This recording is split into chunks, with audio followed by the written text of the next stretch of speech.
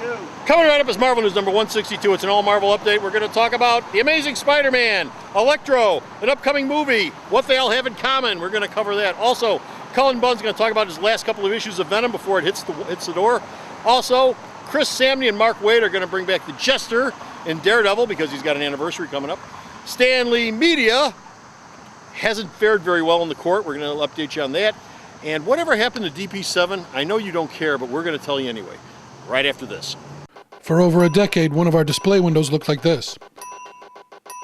But nothing lasts forever.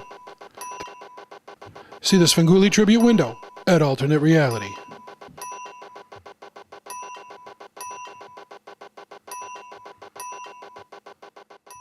Here at Alternate Reality, we respect our history, which is why you save 20% off on all your purchases on the 20th of every month. Alternate Reality first opened its doors on the 20th of August, 1994. And to celebrate, we have a Founders Day sale on the 20th of every single month. Doesn't matter what day of the week it falls on, you save 20% off on all your purchases on the 20th of every month. And that's just another way you save more money here at Alternate Reality. They both have their outfits picked out for the apocalypse. Bo's going backless. And Comic Book Man, 3 words. Sequence, sequence, sequence. Marvel up! To quote William Shakespeare, hey, these breeches aren't Puritan. Marvel Comic Book News, episode 162, Willful Nonchalance.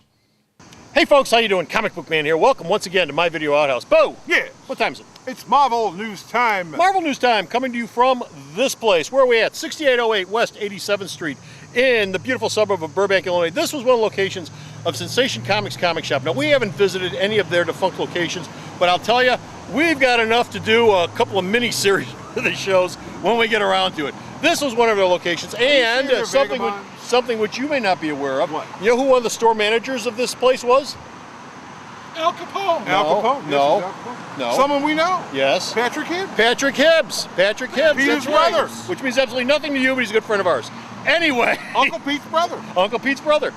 Anyway, that shop is no longer here. There's a wedding gown place there. But if you're looking for new comics, Marvel Comics, go to Alternate Reality. Located at the intersection of 111th and Kedzie in beautiful downtown Mount Greenwood.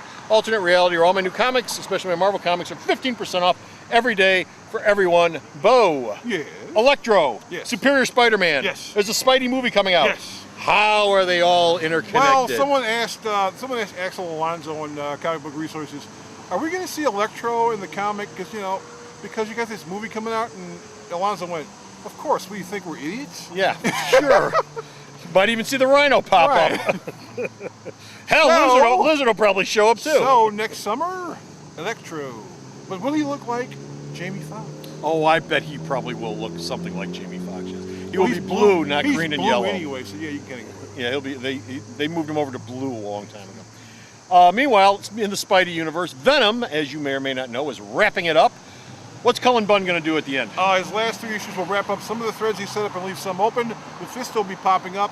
Bunn's only regret about his run on the book after taking over from Rick Remender is, instead of him using his 30-issue outline, which he gave to Marvel and got the assignment with, he wished he'd used shorter arcs, and maybe he would have gotten the story over to the fans a little more. But for all you Venom fans, he'll still be hanging out in Thunderbolts. It's not as if he's going anywhere. No, he'll be around. Yeah. Hey, Venom's not going anywhere. He's copyrighted property of Marvel Right. Comics Incorporated. Another copyrighted property of Marvel Comics Incorporated, which you haven't seen for a while, is the Joker ripoff of Daredevil, and that, of course, is the Jester. The Jester, the really funny-looking Jester. Yes, the funny Mark Waid and Chris He's got this Samney. yo-yo that he swings around and knocks you in the head He with. kills people with a yo-yo. Well, knocks you in the head with and kills you. Well, he killed him now. But they're going to be seeing the Jester in the pages of Daredevil relatively soon.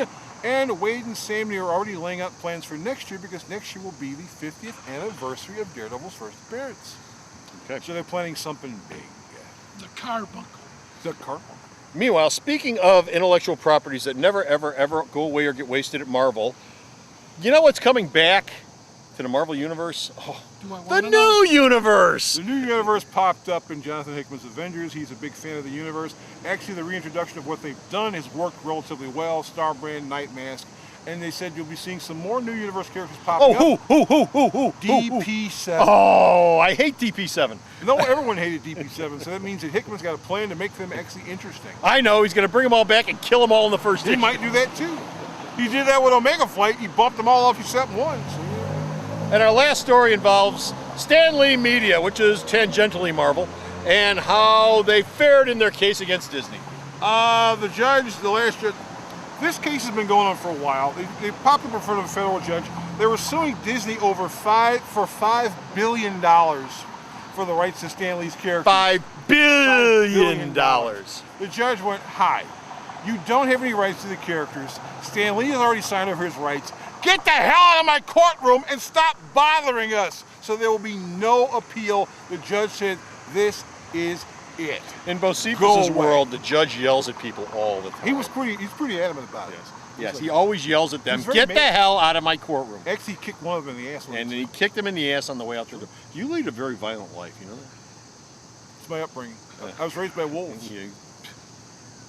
And not very well either. And he smells it too. And that's it. We're done. We're finished. What? Well, you push And that's it. No, I didn't. Bo? Yes. We're not actually I'll go down back here to yet. Palos. We're not actually yet. No, we're not going back to Palos. What? Bo, Yeah. if they want to see more about these stories and other Marvel news, where should they go? They'll go to the website, and Sarah will be your guide once you get there. People always ask me what Comic Book Man and Bo really like. Truth is, we've never met. www.mountainhitreality.com. So go to the store's website, check out all his news. Till next time, this is Comic Book Man. And this is Bo saying the bus is coming. We better hurry up. Here come the bus. Bye! The Video Outhouse is brought to you by some of the finest people willing to work for free. This is a list of some of them.